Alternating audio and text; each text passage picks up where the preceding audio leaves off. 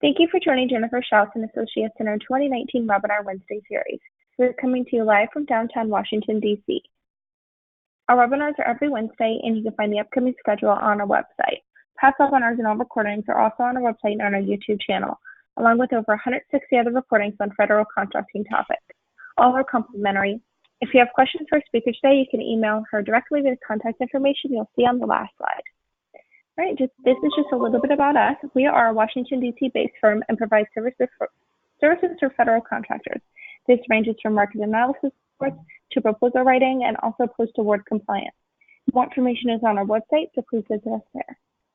And these are a few upcoming events that you can find more information on our website. And we do offer newsletter advertising, and you can email this email for more information on that. All right, our speaker today is Noelle Slifka, and she's going to be covering selling commercial items to DOD, the basics. Noelle, thank you for joining us, and I'm going to go ahead and hand it over to you. Thank you, Mallory. Hello, everyone. I am Noelle Slifka. I'm a government contracts attorney in private practice in Connecticut. And today's webinar will cover the basics of selling commercial items to the U.S. Department of Defense. Before we get started, I just want to make a couple of notes about today's presentation. The slides and comments today will focus on selling commercial items directly to the government. However, the same general lessons apply if you are involved in the process of selling commercial items to a prime contractor under a DOD contract. And if you are involved in buying for a contractor under a DOD contract, the general lessons about the government's process and focus for buying commercial items are relevant for buying from subcontractors as well.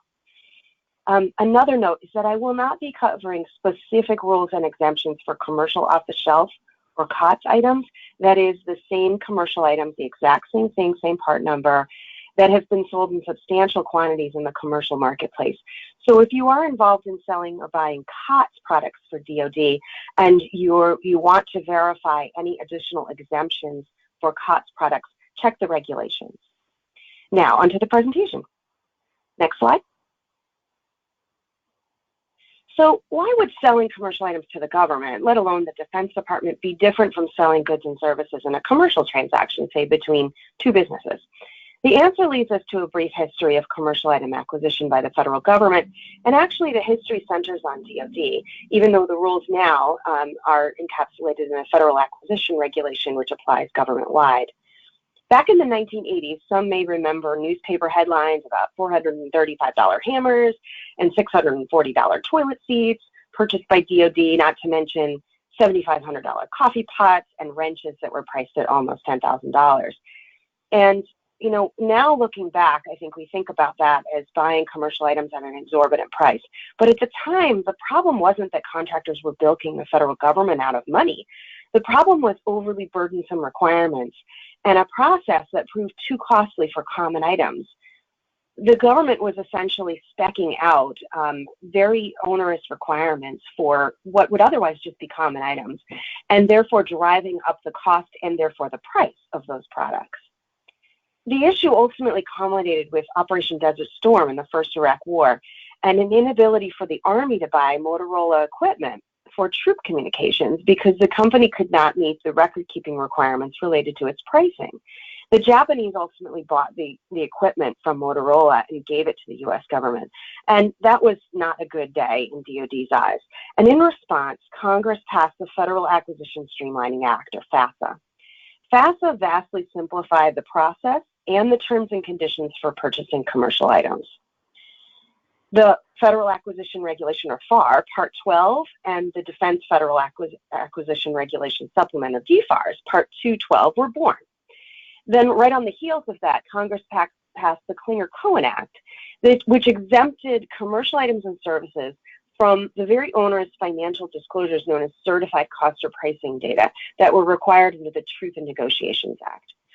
So certified cost or pricing data is required where sole source contractors seeking a contract above certain dollar thresholds, currently $2 million, must disclose all available facts about their costs that may impact price negotiations. But with the passage of the Clinger-Cohen Act, not so for commercial items, thus starting the balancing act between timely access to the latest commercial technology versus insight into the costs behind the prices. So as I go through these slides, think about this balancing act and sometimes tension between the idea of access to technology and access to goods and services versus getting insight into the cost in order to evaluate price. Next slide. The next few slides cover parts of the commercial item definition. There are actually 8 parts, and we're going to cover the 5 most commonly used categories. Under the FAR, a commercial item is an item, any item of a type, not necessarily the same, but of a type, as that used by non-governmental entities for non-government purposes. The item must have been sold, leased, or licensed for commercial purposes, or I'm saying commercial purposes, but it says to the general public, or offered for sale, licensed, or leased for commercial purposes. I say commercial purposes rather than general public because I think that's more of a layman's term. General public does not mean just consumer goods or things you can buy in a store. It does include business-to-business sales. Next slide. So commercial items may also be modified, so long as the modifications are of a type customarily available for commercial customers. Next slide.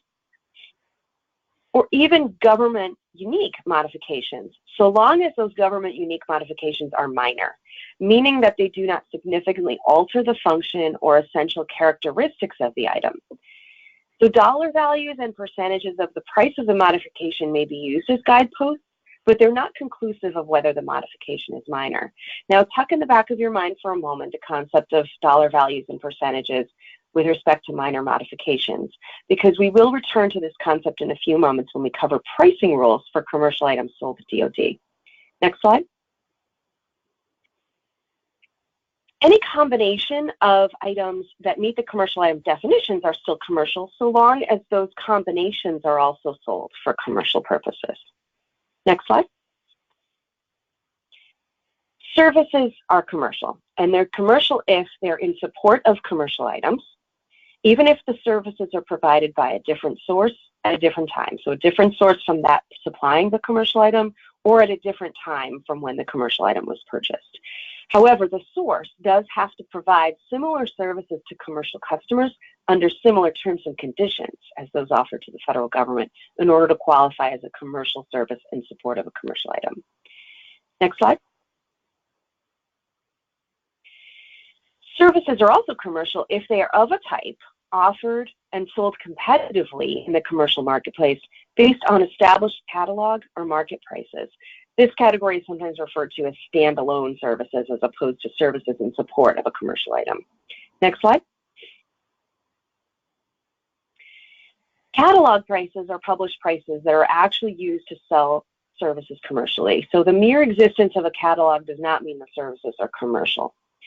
Market prices, on the other hand, are those that can be substantiated through competition or sources other than the offeror. Market prices do not have to be listed in a catalog. However, they do have to be able to be substantiated either through a competition or from sources independent of the offeror. Next slide. Okay, so now that we've covered the definition of a commercial item, that's the definition from the FAR in FAR Part 2 101. The definition of a commercial item is the same for DOD, but there are some differences in the process, and some of those differences can even, in some sense, affect the definition, if you will. Of course, there is a preference for commercial item purchases. Ever since FAFSA was passed, there is this preference that is government-wide, and that's a preference that includes all of the federal government, including DOD, meaning that if a commercial product or service will do, buy it. Avoid reinventing the wheel or paying for lengthy development programs when a commercial product can meet the need. The preference, however, does not mean calling things commercial when they are not. It does not mean converting things to a commercial item process when that isn't the correct process, depending on what it is that the government's buying.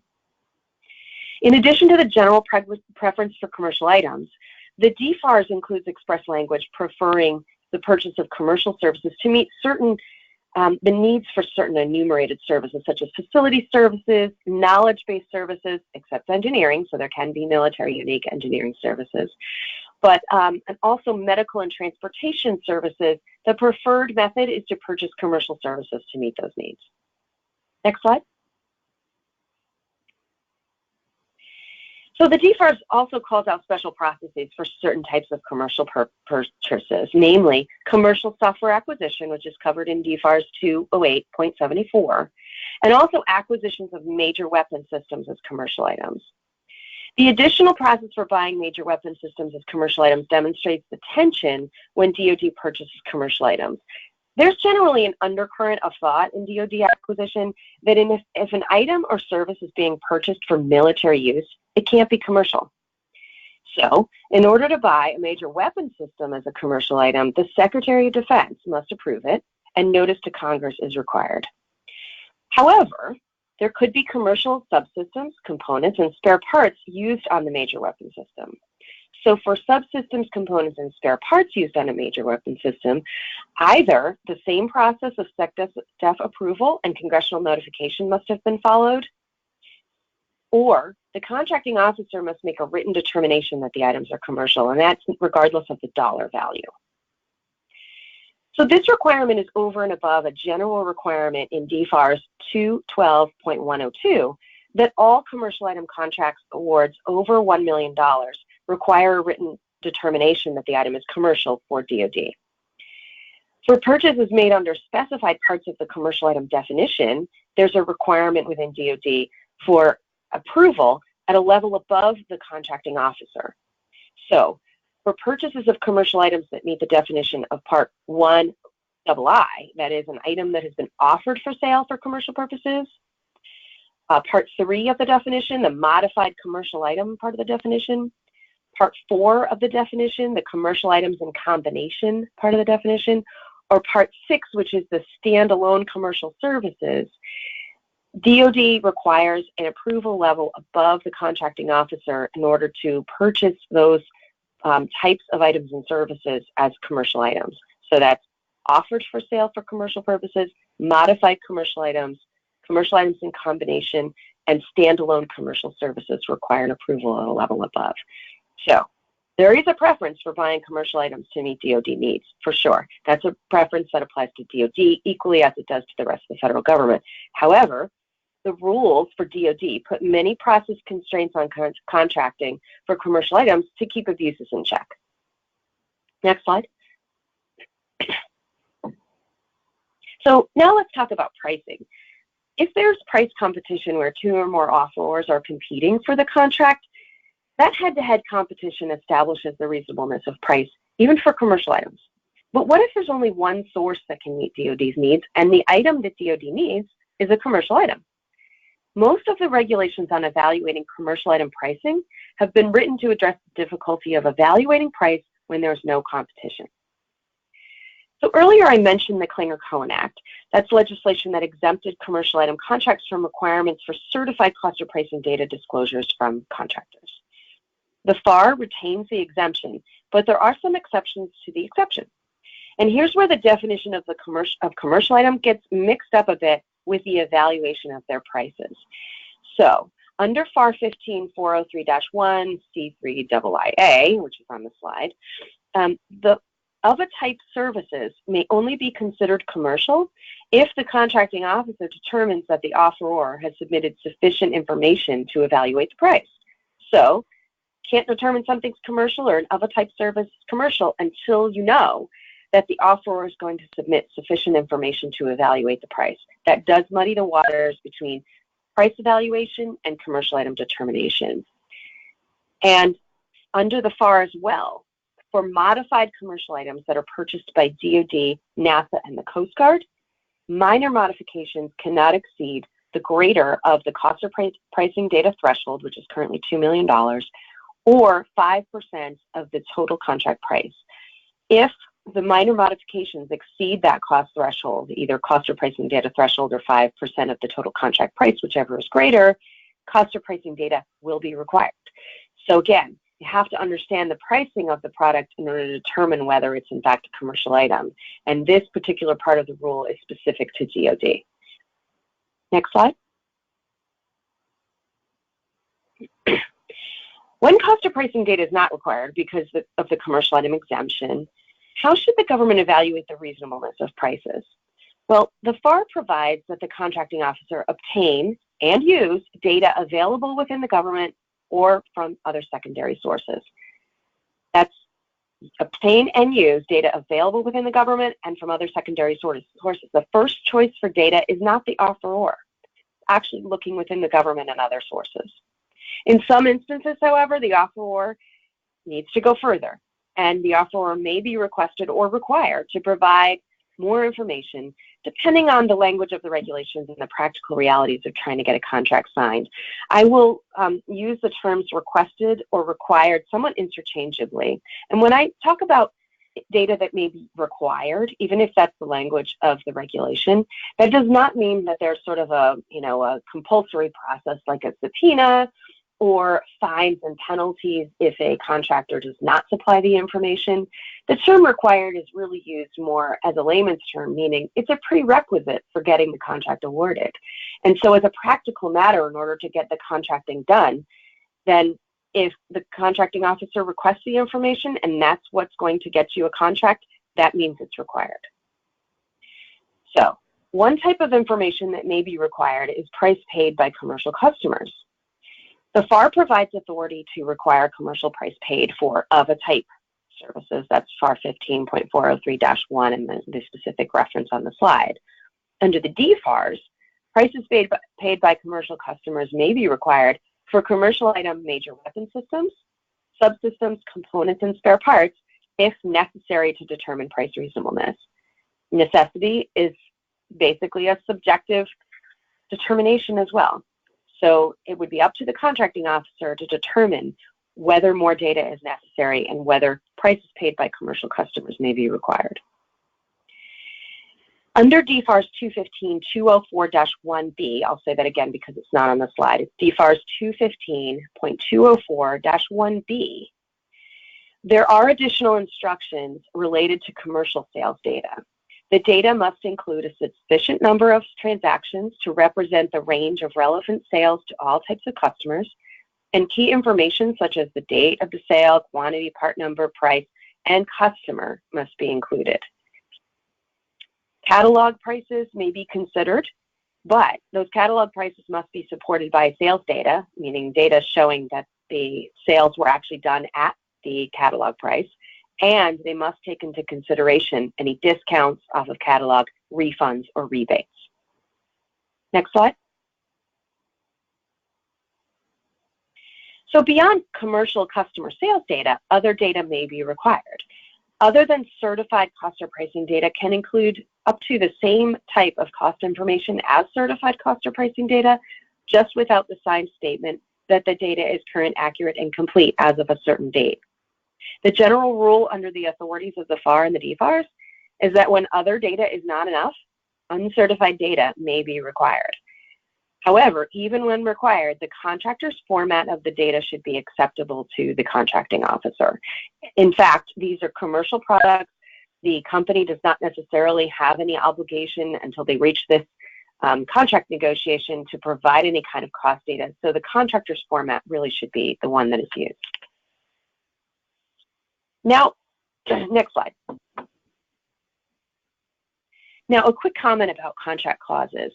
When FAFSA was passed in 1994, the idea was to simplify the process and the terms and conditions of commercial item contracts. And so it was really to eliminate most of the FAR and DFARS clauses. Since then, however, the list of FAR and DFARS clauses in commercial item contracts has grown. It is still limited. The basic FAR clause for a commercial item contract remains at FAR 52.212-4. That contains the paragraphs that are intended to mimic a commercial contract, so they look more like a commercial contract. Those paragraphs actually may be tailored to a certain extent. So unlike other FAR clauses that essentially cannot be modified by negotiation of the parties, FAR 52.212-4 can be modified by negotiation of the parties, particularly with respect to items like warranties. So if your company sells commercial items with a standard warranty and the government is being offered that warranty, then the warranty clause or the warranty paragraph of 52.212-4 may not be sufficient to express that warranty and can be modified. FAR 52.212-5 incorporates other FAR clauses by reference through a list in which the contracting officer selects required clauses depending on the types of goods and services being purchased and the dollar value of the contract. And there are similar clause prescriptions for DOD, and those can be found in the prescriptive part of the DFARS at DFARS 212.301. Next slide. For commercial item subcontracts, whether under a commercial prime contract or not, the limits on the clauses incorporating by reference as well. The list of clauses in that instance has also grown in recent years. However, there still is a prescribed list under the FAR. That prescribed list is found in FAR 52-244-6, and some of those may not be applicable, again, depending on the dollar value and type of contract or subcontract. While the DFARS only requires flow down, it actually states that the flow down is required in commercial subcontracts if so specified in the particular clause. So in order to determine what clauses are required to flow down in a commercial item subcontract under the DFARS, you have to actually look at the particular clause and see what the flow down language says. Now, this language in the DFARS clause discussing flow down says if so specified in the particular clause. It isn't clear if that means that it has to be specified that flow down is required for all subcontracts, or if it has to specifically say that it's required for commercial item subcontracts. I think that's still an open issue. Next slide. Okay. So now that we've covered the history, the definitions, special rules for certain purchases, pricing, and clauses for commercial item sales to DOD, what are the key takeaways? Well, first, the government has a duty to research the market for commercial products to meet DOD's needs, determine if there is a commercial product or service to meet DOD's needs, as well as information on prices. The government has that obligation. Contractors should also be familiar with that obligation. Understand your market, understand what you're selling, understand the arguments as to why it is commercial, and understand what the market is for the prices. Unless the solicitation has been issued under FAR Part 12 and the government already has determined that the item is commercial, contractors should not expect that DOD understands that an item or service is commercial. They may still make the argument. However, they should be prepared to actually explain the part of the commercial item definition that the product or service meets and why, with specific reference to product features or uses that make the product substantially similar to products sold in the commercial marketplace. So the argument that will not be successful is this is a commercial item, not enough. Another argument that will not be successful is this is a commercial item because it meets this part of the definition, not enough. The argument that will be successful, potentially, will be this is a commercial item or service because it meets this part of this definition, because the commercial item or service does this, is this way, is comparable to other products and services that are sold, and with specificity, as much specificity as you can use. Commercial customer pricing is likely to be requested, so be prepared to provide it if you're a contractor to support the reasonableness of offered prices. Be prepared to provide as much information as you can.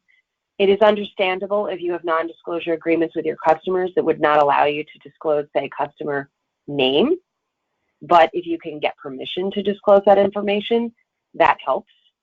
If redacted invoices are required, I think that's something to discuss with the contracting officer, but the more information, the better. And finally, both contractors and the government should be ready and willing to negotiate prices based on available information. Get the information, use it. A take it or leave it attitude rarely captures a sale on the part of a contractor. And the government shouldn't be timid about making counteroffers based on available information. So thank you for participating in today's webinar. And you can put the next slide. My email address is on this slide. Please email your questions and tune into the next session on selling commercial items to DOD, current environment.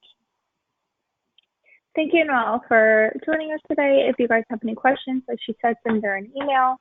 And this concludes the webinar. Thank you.